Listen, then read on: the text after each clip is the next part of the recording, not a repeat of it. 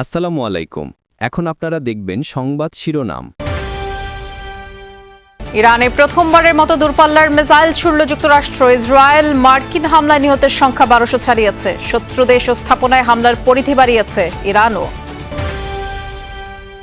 রাজধানীর বিভিন্ন পেট্রোল পাম্পে গাড়ির লম্বা সারি। আপাতত মজুদ পর্যাপ্ত, সম্ভাব্য সংকট মোকাবেলায় কমিটি গঠন সরকারের। যুদ্ধের পরিস্থিতি ভয়ঙ্কর হতে পারে, এর জন্য আর কি নেই, আর কিছু না। সবাই তেলের জন্য হাহাকার শুরু করে দিয়েছে। সকাল থেকে রাত 1টা পর্যন্ত একই অবস্থা, সবার তেল লাগবে। যুদ্ধটা যদি প্রলংড হয় তাহলে আমরা সমস্যা পড়ে যাব।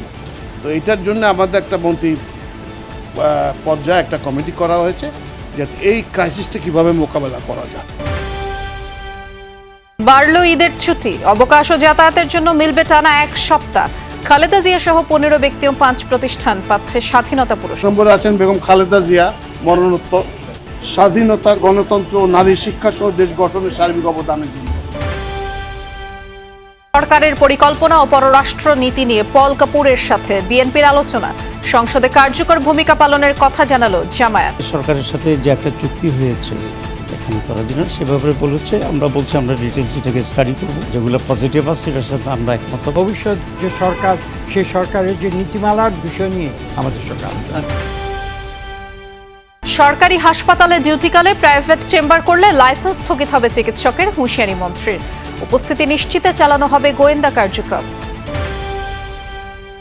বাংলাদেশ ব্যাংকের নতুন গভর্নরের নিয়োগ বাতিল চায় টিআইবি। র্যাব বিলুপ্তি ও স্বাধীন পুলিশ কমিশন আইন প্রণয়নের সুপারিশ। আসসালামু আলাইকুম। এখন দেখবেন সংবাদ বিস্তারিত। ইরানে হামলা অব্যাহত রেখেছে যৌথ বাহিনী। প্রথমবার কোনো যুদ্ধে দূরপাল্লার প্রিসিশন স্ট্রাইক মিসাইল ব্যবহার করেছে মার্কিন বাহিনী। ইসরায়েল ও যুক্তরাষ্ট্রের হামলার জবাবে পাল্টা আঘাত হানছে ইরানও।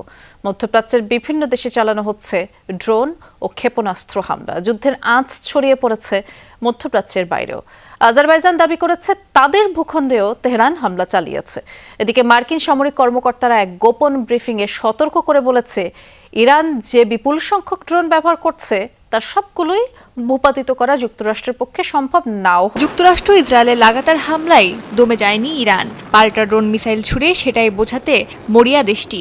বৃহস্পতিবার দূরপাল্লার খোররামশা মিসাইল ছোড়ার ভিডিও প্রকাশ করেছে তেহরান। ইরানের ছোড়া ক্ষেপণাস্ত্র আঘাত হেনেছে সেন্ট্রাল ইসরায়েলে। পাওয়া গেছে ক্ষয়ক্ষতির খবর। সতর্ক সাইরেন বাজতে শোনা গেছে জেরুজালেমেও। পাশাপাশি কুয়েতে মার্কিন বাহিনীর ওপর ফের আক্রমণ চালিয়েছে ইরান। এবার যুক্তরাষ্ট্রের ঘাঁটি আরিফজানে ড্রোন হামলা চালিয়েছে তারা। বিষয়টি নিশ্চিত করেছে আধা সরকারি সংবাদ সংস্থা তাসনিম। একই সঙ্গে মধ্যপ্রাচ্যের বাইরে আজারবাইজানেও হামলা চালানোর খবর পাওয়া গেছে। যুক্তরাষ্ট্র ও ইরাকের তেল ট্যাঙ্কারে হামলা চালাতে কসুর করেনি আইআরজিসি। ইরাকের খোর আল জুবাইর বন্দরে একটি তেল ট্যাঙ্কারে হামলার ফলে জাহাজটি ক্ষতিগ্রস্ত হয় এবং জ্বালানি ছড়িয়ে পড়ে। হামলায় ইরান ব্যবহার করছে শাহেদ ড্রোন। নিচু উচ্চতায় ধীর গতিতে উঠতে পারায় এসব ড্রোন অনেক সময় প্রচলিত আকাশ প্রতিরক্ষা ব্যবস্থা এড়িয়ে যেতে পারে। তাই ড্রোন ও ক্ষেপণাস্ত্রের উৎক্ষেপণস্থল দ্রুত ধ্বংসে জোর দিচ্ছে যুক্তরাষ্ট্র। তবে বিপুল সংখ্যক ড্রোন ব্যবহারের কারণে সবগুলো ভূপাতিত করা সম্ভব নাও হতে পারে বলে এক গোপন ব্রিফিংয়ে নিজ কর্মকর্তাদের জানিয়েছে মার্কিন সামরিক বাহিনী। হামলা অব্যাহত রেখেছে যৌথ বাহিনী। প্রথমবার কোনো যুদ্ধে দূরপাল্লার প্রিসিশন স্ট্রাইক মিসাইল ব্যবহার করেছে মার্কিন বাহিনী। ইরানের নিরাপত্তা বিভাগের বেশ কয়েকটি শাখার সদর দপ্তর গুঁড়িয়ে দেওয়ার দাবি করেছে ইসরায়েল। ইরানের 20টির বেশি যুদ্ধজাহাজ ডুবিয়ে দেওয়ার দাবি ওয়াশিংটনের। স্কুলে ক্ষেপণাস্ত্র হামলা হয়েছে বলে জানিয়েছে ইরানের গণমাধ্যম। তবে এতে কেউ হতাহত হয়েছে কিনা তা উল্লেখ করা হয়নি। জ্বালানি তেলের সম্ভাব্য সংকটের শঙ্কায় রাজধানীর পেট্রোল পাম্পগুলোতে তেল নেয়ার চাপ বেড়েছে।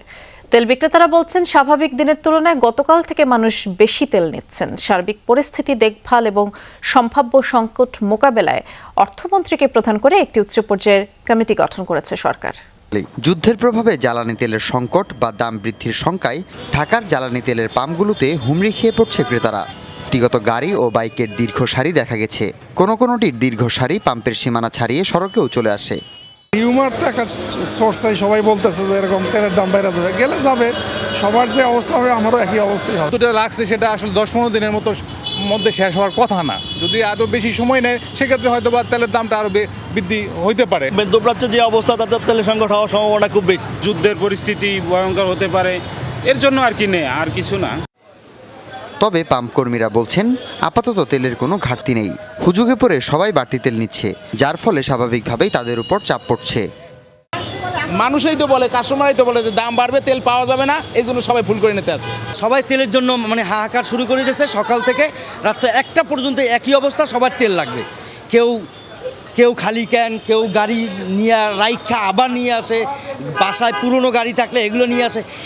ডিপুর ভিতরে প্রচুর গাড়ি, লোড দেওয়ার পরে গাড়িও বাইর হইতে পারে না।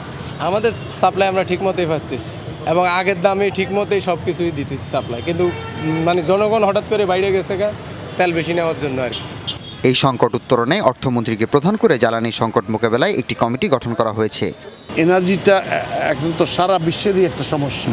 এই যুদ্ধটা যদি প্রলংড হয় তাহলে আমরা সমস্যা পড়ে যাব। তো এটার জন্য আমাদের একটা মন্ত্রী পর্যায়ে একটা কমিটি করা হয়েছে, যাতে এই ক্রাইসিসটা কীভাবে মোকাবেলা করা যায়। ঈদ সামনে রেখে বাড়তি ভাড়া আদায় করলেই সংশ্লিষ্ট পরিবহনের রুট পারমিট বাতিল করা হবে বলে জানিয়েছেন সড়ক পরিবহন ও সেতুমন্ত্রী শেখ রবিউল আলম। ঈদযাত্রা নির্বিঘ্ন করতে দুপুরে সচিবালয়ে বিভিন্ন দপ্তরের কর্মকর্তাদের সাথে বৈঠক শেষে একথা জানান তিনি। ঘোষণা দেন এবার অন্যান্য যে কোনো সময়ের চেয়ে যাত্রা নির্বিঘ্ন করা হবে। আবারও পরিবহন সেক্টরে অবৈধ চাঁদাবাজির বিষয়ে হুঁশিয়ারি দেন সড়ক পরিবহন মন্ত্রী। সাথে ঈদ করতে প্রতি বছর রাজধানী ছাড়েন 1.5 থেকে 2 কোটি মানুষ, আর এসব মানুষের বেশিরভাগই বাড়ি ফিরেন সড়ক পথে। ঘরমুখ মানুষের এই ঈদযাত্রা নির্বিঘ্ন করতে দুপুরে সচিবালয়ে সংশ্লিষ্ট সব কর্তৃপক্ষকে নিয়ে বৈঠকে বসেন সড়ক পরিবহন ও সেতুমন্ত্রী শেখ রবিউল আলম। পরে এক সংবাদ সম্মেলনে মন্ত্রী জানান, ঈদের 10 দিন আগেই সড়ক ও মহাসড়কের মেরামত ও সংস্কার কাজ শেষ করা, অবৈধ পার্কিং এবং ফিটনেসবিহীন গাড়ি চলাচল বন্ধ করা সহ 28টি সিদ্ধান্ত নেওয়া হয়। বেগম খালেদা জিয়া সহ 15 ব্যক্তি ও 5 প্রতিষ্ঠানকে স্বাধীনতা পুরস্কার 2026 প্রদানের সিদ্ধান্ত নিয়েছে সরকার। সকালে মন্ত্রিপরিষদের সভায় এই সিদ্ধান্ত চূড়ান্ত করা হয়। বিকেলে এক ব্রিফিংয়ে মন্ত্রিপরিষদ সচিব জানান, স্বাধীনতা, গণতন্ত্র ও নারী শিক্ষা সহ দেশ গঠনে সার্বিক অবদানের জন্য সাবেক প্রধানমন্ত্রী বেগম খালেদা জিয়াকে মরণোত্তর পদক দেওয়া হচ্ছে। এছাড়া ঈদ উল ফিতর উপলক্ষে 18 মার্চ ছুটি ঘোষণারও সিদ্ধান্ত হয়। এর ফলে 17 মার্চ থেকে 23 মার্চ পর্যন্ত টানা 1 সপ্তাহ ছুটি থাকবে। বেগম খালেদা জিয়া বাংলাদেশের রাজনীতির এক কিংবদন্তি চরিত্র। গণতন্ত্রের প্রশ্নে আপোষহীন আর দেশ জনতার প্রশ্নে প্রচণ্ড দৃঢ় এই রাজনীতিকের গোটা জীবনই ছিল সংগ্রাম মুখর। ক্ষমতায় থেকে কিংবা ক্ষমতার বাইরে থেকে সবসময় দেশপ্রেমের অনন্য এক উদাহরণ সাবেক এই প্রধানমন্ত্রী, যার মৃত্যুর পর গোটা দেশের মানুষের অকুণ্ঠ শ্রদ্ধা ও ভালোবাসা এক অনন্য স্মারক হয়েই থাকবে এই দেশের ইতিহাসে। বেগম খালেদা জিয়াকে স্বাধীনতা, গণতন্ত্র ও নারী শিক্ষা সহ দেশ গঠনে সার্বিক অবদানের জন্য মরণোত্তর স্বাধীনতা পুরস্কার 2026-এর জন্য মনোনীত করেছে সরকার। দেশের সংসদীয় ব্যবস্থা কার্যকর দেখতে চায় যুক্তরাষ্ট্র। রাজনৈতিক দলগুলোর সাথে বৈঠকে এই আগ্রহের কথা জানিয়েছেন সফররত মার্কিন সহকারী পররাষ্ট্রমন্ত্রী পল কাপুর। সরকারের পরিকল্পনা জানতে চেয়েছেন তিনি। পাশাপাশি পররাষ্ট্রনীতি, অর্থনৈতিক সম্পর্ক জোরদারে দুদেশ একযোগে কাজ করবে। আলোচনায় এই প্রসঙ্গ উঠে এসেছে। সফরের শেষ দিন শহীদ রাষ্ট্রপতি জিয়াউর রহমান